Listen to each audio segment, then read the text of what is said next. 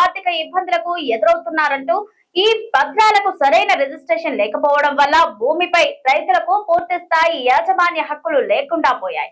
దీనివల్ల భూభారతి పోర్టల్లో భూమి వివరాలు నమోదు కాక రైతు బంధు, రైతు బీమా వంటి ప్రభుత్వ పథకాలు అందడం లేదు. అంతేకాకుండా బ్యాంకు నుంచి పంట రుణాలు పొందడం కూడా రైతులకు సాధ్యపడటం లేదు. తెలంగాణలో సాదా బైనామాల కాగితాలపై రాసుకున్న భూమి క్రమ విక్రయ ఒప్పందాల వల్ల రైతులు అనేక చట్టపరమైన ఆర్థిక ఇబ్బందులను ఎదుర్కొంటున్నారు. ఈ పత్రాలను సరైన రిజిస్ట్రేషన్ లేకపోవడం వల్ల భూమిపై రైతులకు పూర్తి స్థాయి యాజమాన్య హక్కులు లేకుండా పోయాయి.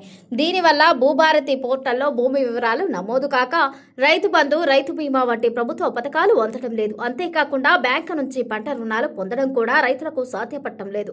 భూముల ధరలు పెరగడంతో పాత యజమానులు, వారి వారసులు వివాదాలకు దిగడం వల్ల రైతులు కోర్టుల చుట్టూ తిరుగుతున్నారు. భూమి రికార్డులు స్పష్టంగా లేకపోవడంతో క్రయ విక్రయాలు చేయడం కూడా రైతులకు కష్టతరంగా మారింది.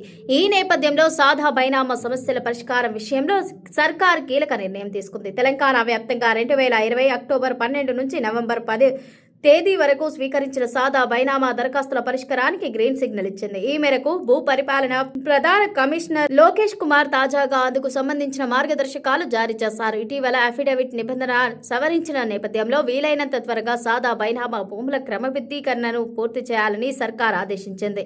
భూమి కొనుగోలుదారు మాత్రమే ఆధారాలతో కూడిన అఫిడవిట్ జత చేయాల్సి ఉంటుందని మార్గదర్శకాల్లో పేర్కొంది. ఆర్టీఓ ఆధారాలు పరిశీలించి క్రమబద్ధీకరణకు సిఫార్సు చేస్తారని, 30 రోజుల్లోగా భూ యజమాని పేరును భూభారతిలో నమోదు చేసి అభ్యంతరాలు స్వీకరించనున్నట్లు తెలిపారు. ఏవైనా అభ్యంతరాలు ఉంటే క్రమబద్ధీకరణ ప్రక్రియను నిలిపివేసి పరిశీలన చేస్తారన్నారు.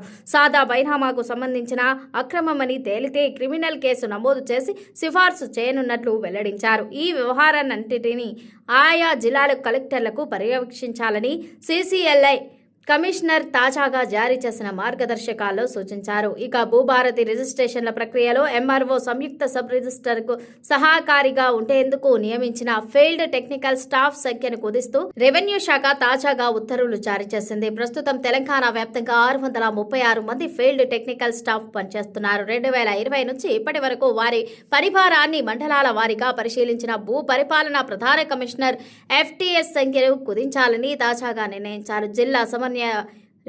జిల్లా సమన్వయకర్తలతో పాటు రాష్ట్ర వ్యాప్తంగా 332 మంది ఎఫ్టీఎస్లు ఉంటే చాలని డిసైడ్ అయ్యారు. ఈ మేరకు వారి సంఖ్యను కుదిస్తూ రెవెన్యూ శాఖ తాజాగా నిర్ణయం తీసుకుంది. మార్చి నెలాఖరుతో ముగిసిన ఎఫ్టీఎస్ విధుల గడువును ఈ మేరకు 2027 మార్చి 31 వరకు పొడిగించింది. ఈ మేరకు చర్యలు తీసుకోవాలని అన్ని జిల్లాల కలెక్టర్లను సీసీఎల్ఏ కమిషనర్ ఆదేశిస్తూ ఉత్తర్వులు జారీ చేశారు.